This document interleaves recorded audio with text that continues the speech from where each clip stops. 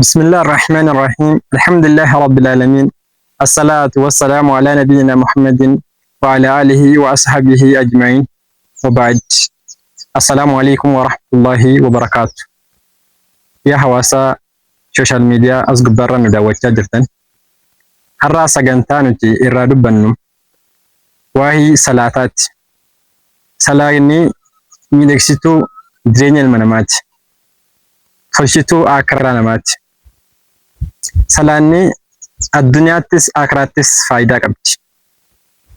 Salaanni jireenya kee ka'ati rakkina keessa jirtu, dukkana keessa jirtu gara ifaatti si baasuu danda'a.